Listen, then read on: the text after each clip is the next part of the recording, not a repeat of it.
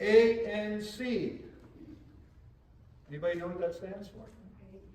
ANC. Now there's a medical acronym, absolute neutrophil count, but that's not going to help us here. ANC, active noise cancellation. I know the younger people know about that because the earbuds have them and the latest headphones have them. And it's a technology that cancels out noise so that what you're listening to, anything from the outside, is kind of zeroed out. And it does it by initiating a sound wave of equal and opposite amplitude to whatever that noise is. And so it creates a silence. So that way you can hear what you're listening to without any distractions. Our poor friend Elijah, he had to experience a little bit of that today, The strong wind, the earthquake, the fire. But before I go any further, let me give you some background about what's happening in today's readings.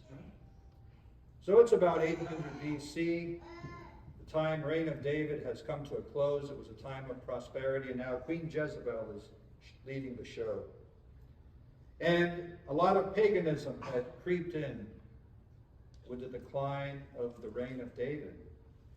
And so Elijah is talking to the pagan prophets and saying, listen, let's see which God is real.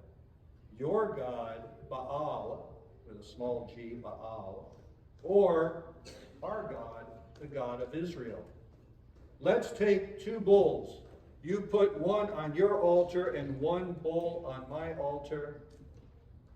But in addition to that, on my altar, saturate my bull with water, the whole altar, and the troughs around the altar, fill them until they're overflowing. Then each of us will call upon our gods to consume the sacrifice, the bulls, with fire. And so the pagan prophets are calling on Baal and calling on Baal. No answer. No answer. And then Elijah calls upon the God of Israel, and down comes fire and burns the sacrifice to nothing. But not only that, all that water on the altar in the troughs is vaporized. The God of Israel is the God. And of course, you would think that Queen Jezebel would be very happy and supportive of Elijah. Instead, she seeks his life out. He goes to the mountain to talk to God about this whole thing. And again, as we hear, the earthquake, the strong winds, the fire, doesn't hear God. Noise. He had to cancel that noise out to be able to hear. They're all distractions that were taking away the peace and the tranquility that God was giving him in his soul. And then we hear about the Israelites. Lord, give us your kindness, grant us your salvation. They're begging for a restoration back to the time when David was their king. And then good old Peter. Yes, Lord, tell me to come to you. He steps out of the boat. He's doing so well. Fantastic, Petey. But then he sees the waves building and the wind is blowing strong. He takes his eyes off of Jesus and he sinks like lead. Jesus! And Jesus, what we hear? Immediately grabbed his hand. Lord, show us your kindness and grant us your salvation.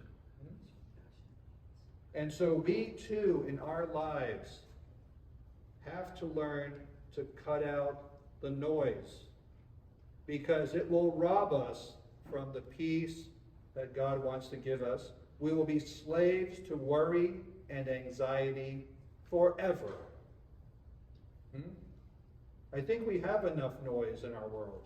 Look at the turmoil around the world. Look at the threat of war. Look at the political unrest. Look at pornography. Look at trafficking. Look at the lack of dignity for human life. Many of us may be experiencing turmoil in our lives. Dissolution of families, dysfunctional families, a child that's away from the church and being sucked into the insanity of this world. Young people being confused about the identity given to them by God. Drugs, alcohol, the depersonalization of social media. Financial struggles. Declining health. And the disregard for the necessity and importance of the sacrament of matrimony being between a man and a woman. This is some of the noise that we are all contending with right now. And noise which must be canceled out. And then we have noise within. Noise within us. Love of money, love of fame and recognition. Love of those pinings of the flesh that want to lead us away from Christ. So, brothers, it's really up to us to trust in the Lord, to know that He is constantly with us. And if we think He's not with us, it's not because He's abandoned us. It's because we have made the preferential option to listen and give more attention to the noise.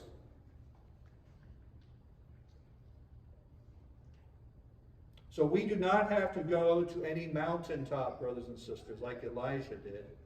No, I've said that before. We have to come just to this altar right here. That's our mountaintop. That's where we come to listen. To listen with the eyes of faith and the ears of our souls, so that we can experience that peace that the world does not know and the world cannot take away unless we allow it to.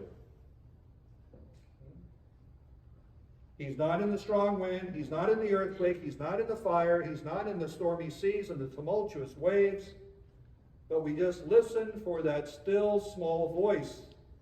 Yes, a small voice, a still voice, but a very loud and clear voice that He gives us. If we will only turn on what was installed in our souls at our creation, activate the noise-canceling feature that we were given in baptism when we received our faith. And then we can hear His beautiful voice in the most holy Eucharist.